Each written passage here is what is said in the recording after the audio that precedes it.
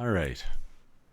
Hi, my name is Mr. Blankhorn, and I'm going to give you a little tutorial today on the JavaScript framework Phaser. And I've been just learning a bit about it the last couple months, and there's a number of different JavaScript frameworks out there.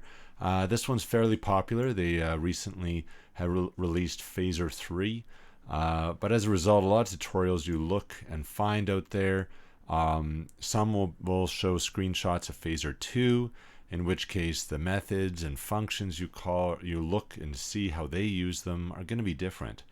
And so in this tutorial, I'm using Phaser 3, and I find there isn't a ton of good tutorials out there in how to make a basic game and how to use some of the main methods you'll want to use. So today in this video, I want to go over animations.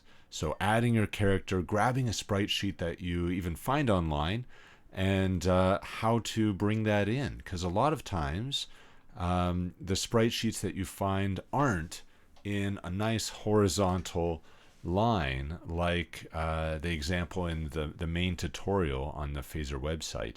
A lot of them are one big page and the images might be different sizes, different widths, different heights.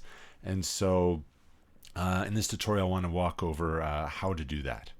Okay? So as you can see here, I've got a basic project set up.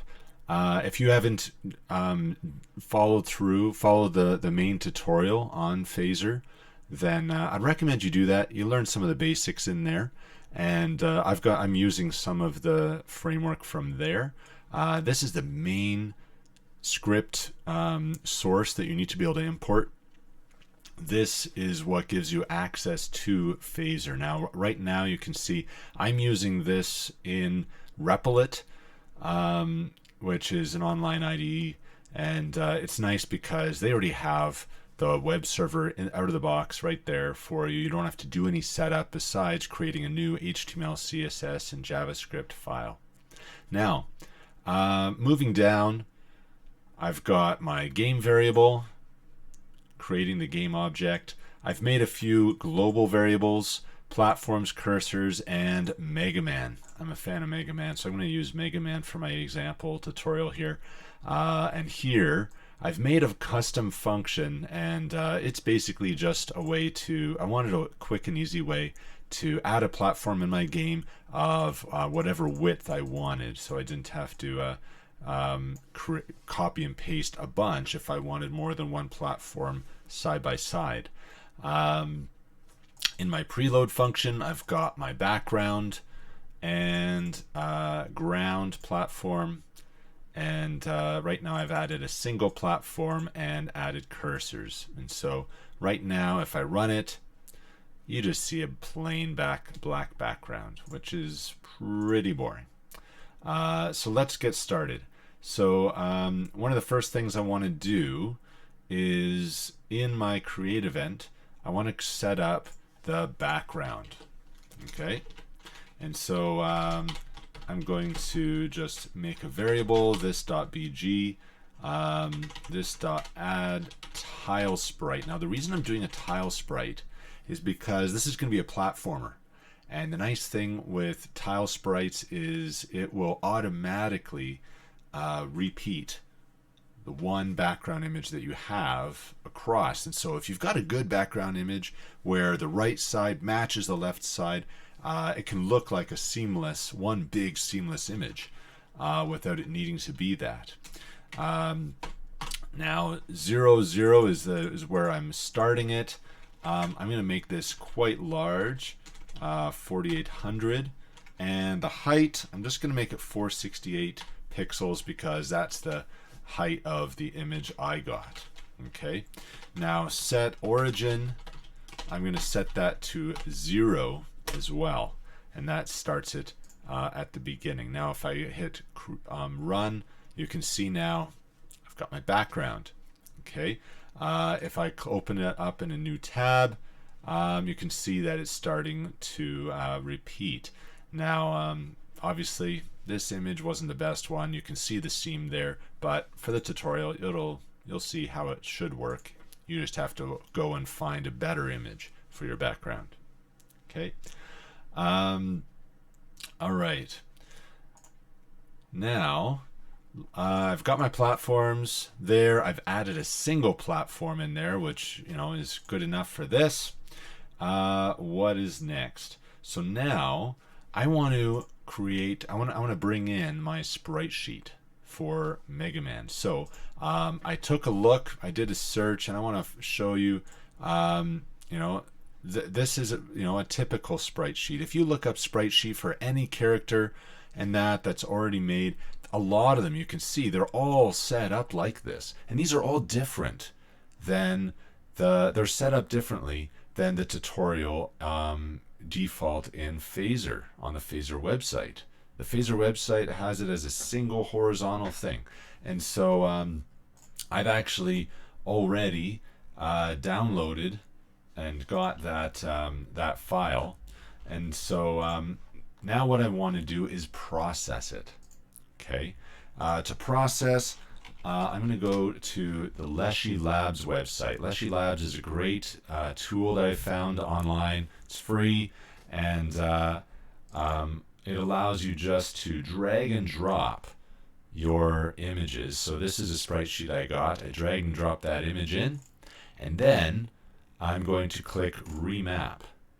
And what that does is it magically, it's got a great algorithm in there, it identifies all of the images in that sprite sheet and custom crops it to each one. As you can see, as I go next, it custom crops them all, and it even adjusts the height and the width for me, which is amazing. And so it took quite a while for me to figure out how Phaser can work with these, and so that's what I want to show you now. You can actually zoom in if you just if you have a scroll wheel. You can zoom in here, and what I'm going to do is I'm going to click, and this is the one I want to start with. I'm going to start with this sprite, and so what you need to do is then give it a name, and so I'm going to name this standing, and I'm going to use 4 zeros. That's probably way too many, but I'll show you why those are important. Okay, and essentially what I need to do, what I'm doing right now, is identifying what other images are part of this series. So that one is standing 0, so I'm going to copy that text, and all of the other images that I want to be part of that series of animation, I need to include it there. So now this is going to be standing 0, 0, 0, 1, and then this one standing 2. And if you go next, often it'll go to the next one in the line. Sometimes you have to watch, it might not. It might skip something. So now this is 4, 0, 1, 2, 3, 4. So then this is 5, 6, 7, and 8. Okay. I'm going to do just a couple more, and so I want this one, which is running. Copy that. Running 1, 2, 3, 4, 5, 6, 7, 8, 9. Oh, and you see when I go next, it skipped this one, so I don't want to do that. So I can actually just click on that, which is nice, and then go 10. All right, so there's my running. Finally, I want to do a jumping one, so I'm going to use this guy, and I'm going to call this jump.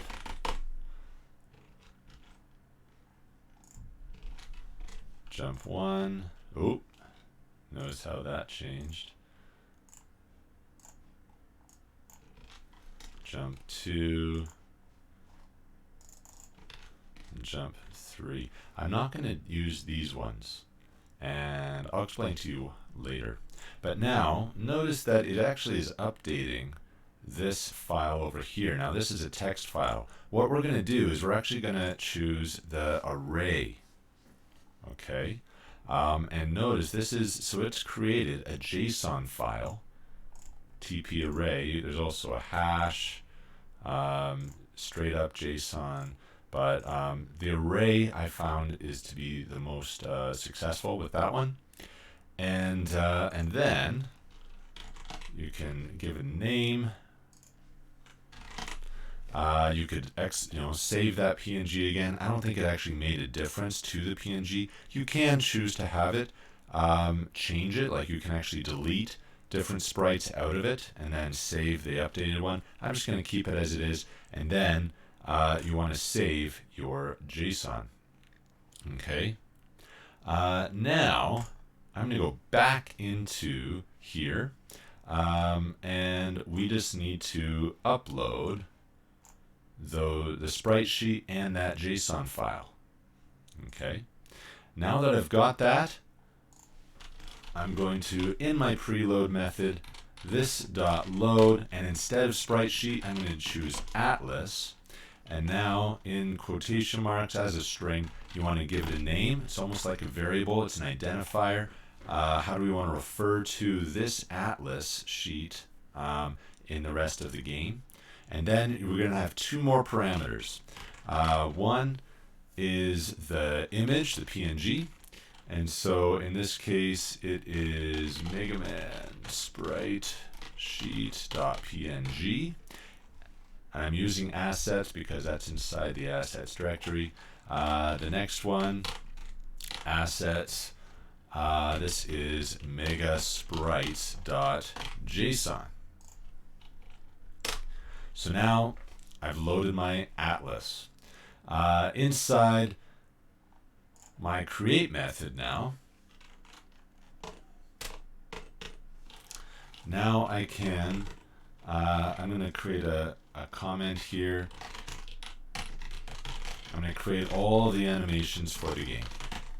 And the way you want to think about this is, in the create method, you're creating all the animations.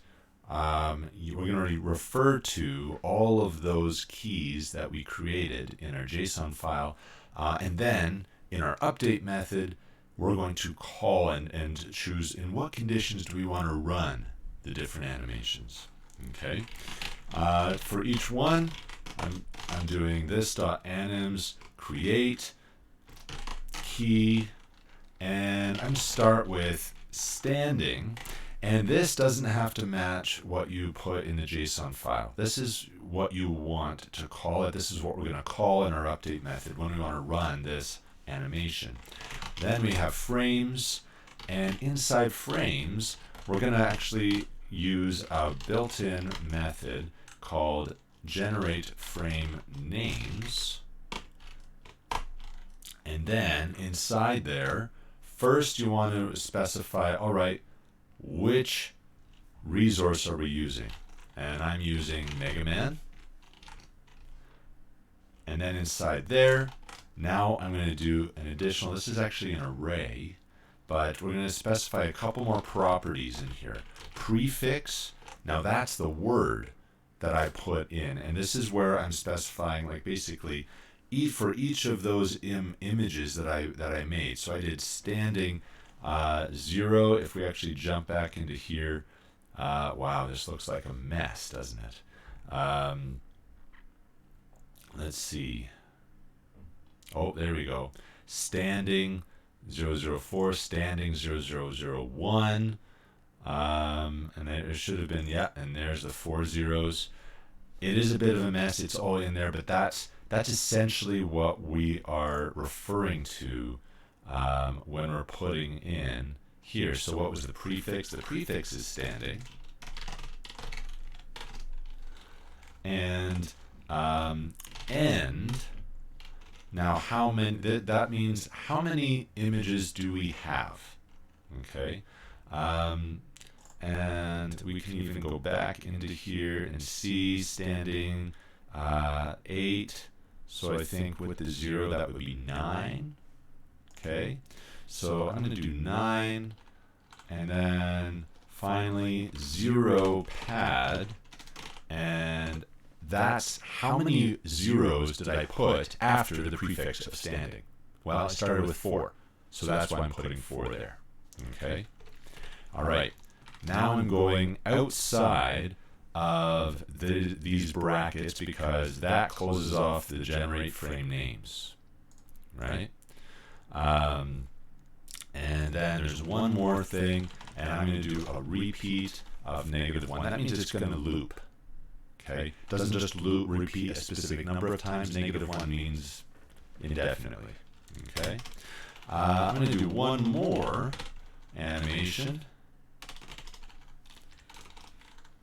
and this one is going to be running frames this dot anims dot generate frame names. It's going to be the same sprite sheet, Mega Man prefix, but then this one is running.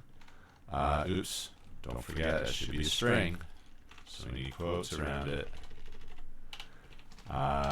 End is going to be, I think it was 11. You can always go back and change it if it's not quite right. And you'll know when you see the animations, like, whoa, that's kind of odd.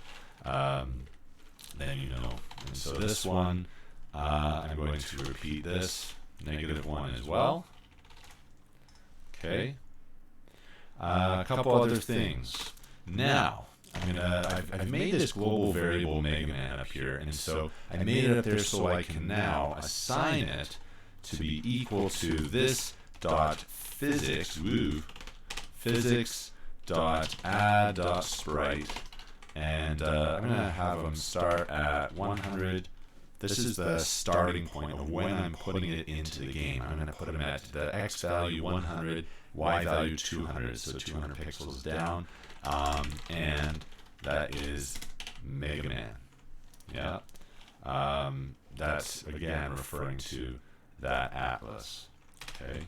Now I'm just going to add a collider, and that's so that he doesn't go shoo right through the platform that I've created, but he actually lands on it. And I've got 2 parameters here, Mega Man, that refers to the variable I made there, platforms. I'm putting that there so that it doesn't just apply to a single instance of the platform, but the whole group. And that's why it's important that we make a group, a static group for our platform, so it works on all of them. Okay? All right. What's next? We've got our cursors, so we're getting input on our cursors, and maybe we'll just run it and see what happens. Boom. Now, what happened there? Right. That's actually the first image in our sprite sheet. So it's doing exactly what it's being told to do. We haven't told it to run any of those animations yet. So now, when do we want to run those animations? And this is where I'm going to use some conditional logic for our cursors. So those are our arrow keys.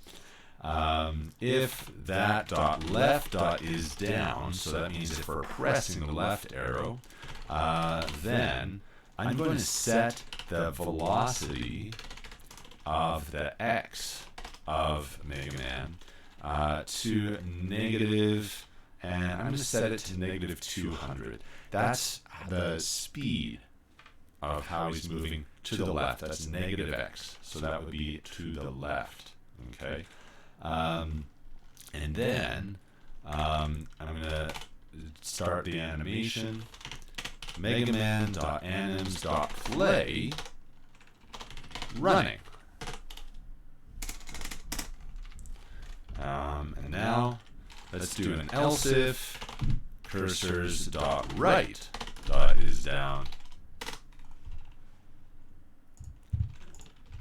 We can just basically copy and paste, and rather than -200, I want +200.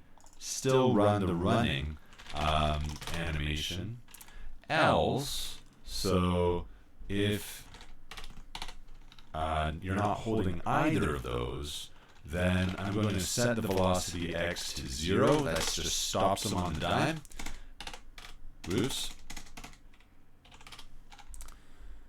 And let's play the standing. Okay. Let's try that out. Run. Okay. Now, obviously, there's something not quite right there. He's moving. He's switching. The nice thing is we see him, right? And it's cropped beautifully, exactly the way we want it to. So let's take a look what's going on.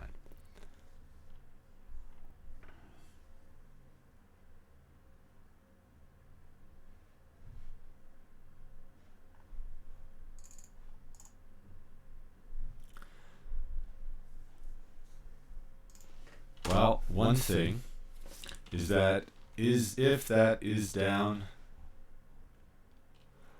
we also, I want it so that it only is running when when he's touching the ground. So I'm going to megaman.body.touching.down. So not to the side, but down. If that's true, then I'm going to have him run. And this is going to apply because I'm also going to have him be able to jump, right? Let's get the jumping going as well, and then we can figure out why the animation isn't playing there. So now, if you push the up arrow, right, and megaman.body.touching.down. So basically meaning if his body is touching below him on a platform, then we want to let him jump. If we didn't have this, then he's going to be able to jump in the middle of the air, right? And we don't necessarily want that. That's kind of cheating. So now this is where I'm going to set the velocity not of the x, but of the y.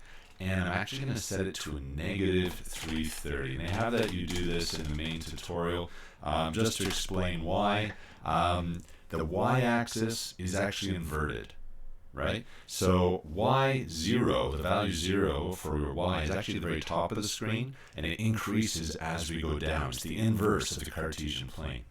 And that's why if we set it to a negative velocity, then that decreases its y value.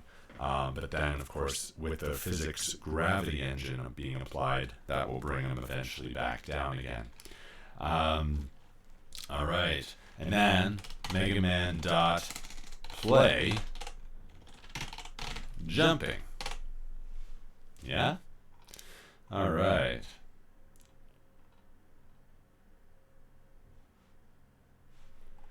So now, if we refresh, got that. He's jumping. And we still don't have exactly the kind of animation that we were hoping for.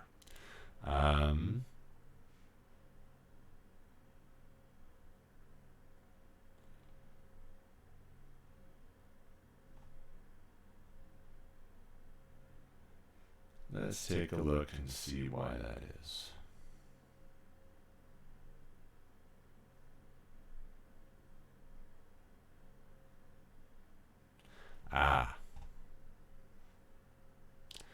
There's a missing parameter. So running true. There we go. This also, so there's a parameter here which has to do with the looping, and I mistakenly did not have that. Now I've got a jumping here, but I actually didn't even create the animation yet. So once you've made one, to be honest, it's kind of nice because then you can just make another one. So I'm going to make jumping, and I believe there's only 3 of those. Now this one I'm actually going to put, instead of -1, I'm going to put 0. Maybe I'll show you what it would be if I didn't do that. So I've got him, he's running, and then I jump. Oh, and I think I crashed. Why is that? Maybe I did something wrong in my... Is it jumping or is it jump?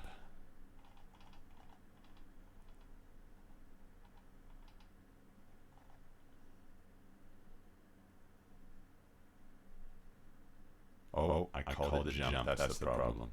I suspected as such. So, how would I have known? It froze. And what you got to do is just bring up your console, and you can see cannot read property frame of undefined. What? That doesn't really help us very much, does it? So I'm going to refresh and try to jump. If I click on it, I can actually see, okay, it's line 98 here on the update. All of the other ones are errors in the phaser framework itself. So that's not really helpful. But here, this is my code. So if I click on that, I can see, oh, the errors on the jumping. Okay, so that's just a little trick in how to troubleshoot. Okay, so I'm just going to change this prefix to jump and refresh. Now my jumping works. There we go. And it's kind of, there's something really odd going on there. Now, part of the problem is, as soon as I am not touching the right or left, it's constantly playing this standing one. And so I'm just going to put a condition on here. If megaman.body.touching down,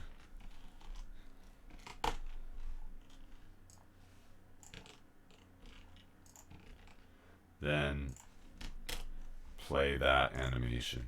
That way it doesn't conflict with our jumping one. Oh. Still kind of doing that. Something's still not quite right.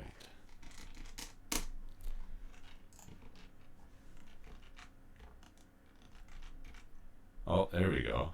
Now we've got that, but look at the animation. It's looping, which isn't what we want. So that's why we want to change this to a 0, right?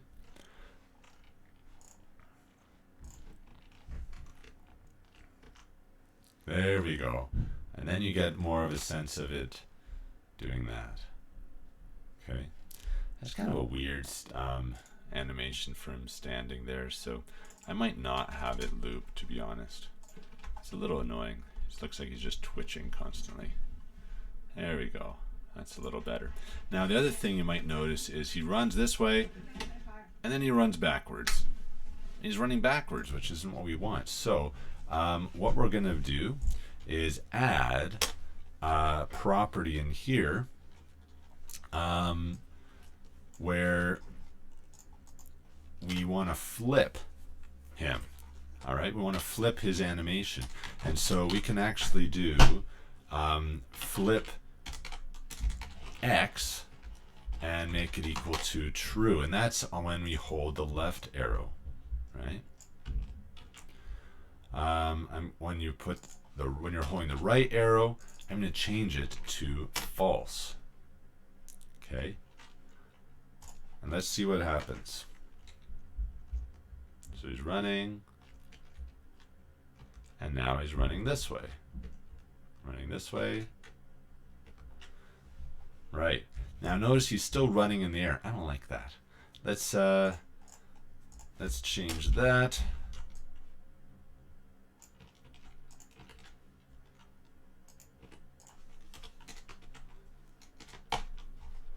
There we go. Run, and now he jumps. Wah! And then he falls all the way down. So yeah. Anyways, I'm going to stop there. So now you should hopefully have some movement. You should have Spritesheet going and updating. And there's a ton of Spritesheets out there. This process should let you use any of those effectively, and it looks pretty dang good, I would say. Anyways, I'll see you on the other side. Well, next video, we'll probably add in some more interactions. Make it so that, you know, if Mega Man or your guy falls down a pit like that, he actually comes back to the beginning, something like that. All right.